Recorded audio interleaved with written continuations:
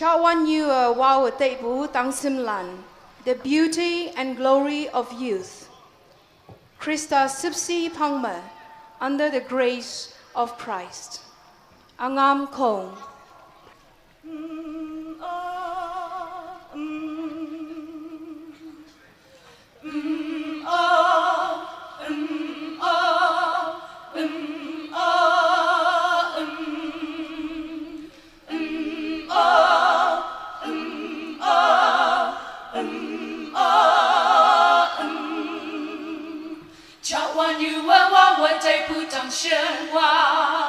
Tangshim wan-a,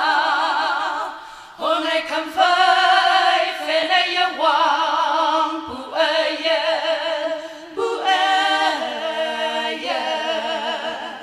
kasia anh nhớ leng bu tàu hi pa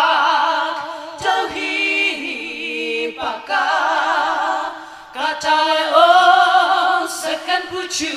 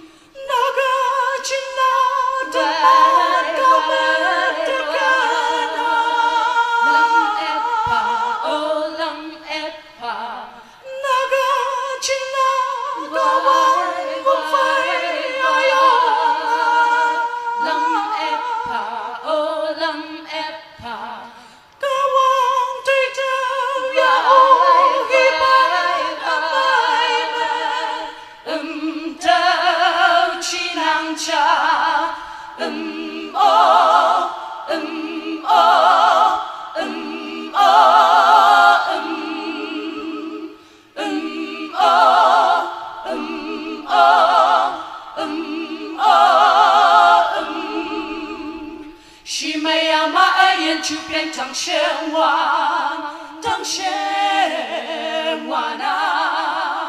chu hai wan-a say me chon ho bu wong choi, phi hai lang bu lên như sana wang hi ki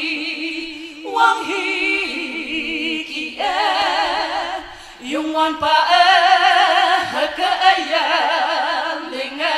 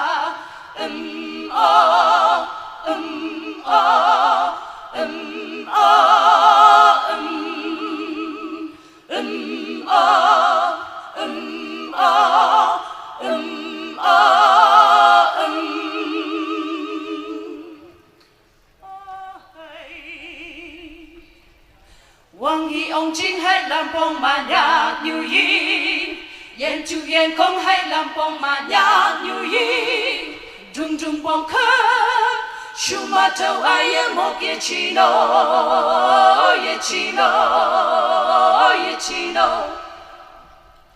alam khá phân hay làm bông mà nhạc như yi, áp hi hay làm bông mà nhạc như yi, trung trung bông khơi.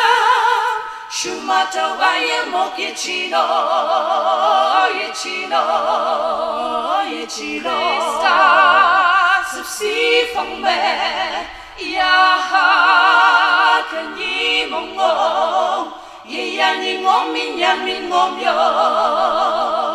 cha wan yu ma chi su pong che yong Khrista shepshi phangme ya ha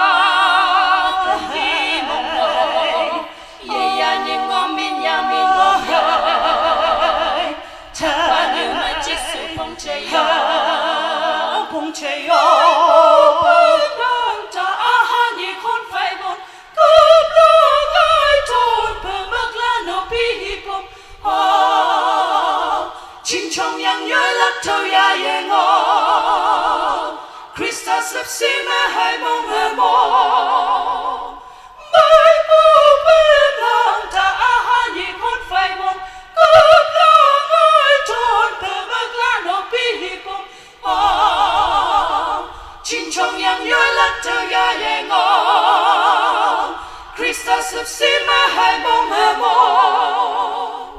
Khrista hay ta sắp xí phang mẹ ya hai nhị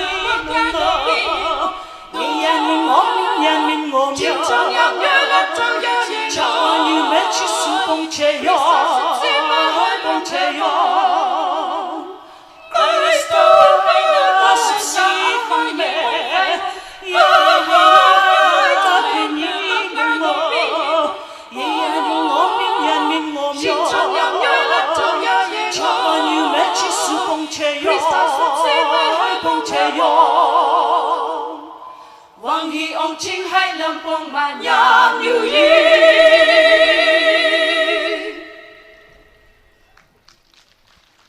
Thank you, ANGAM KHONG.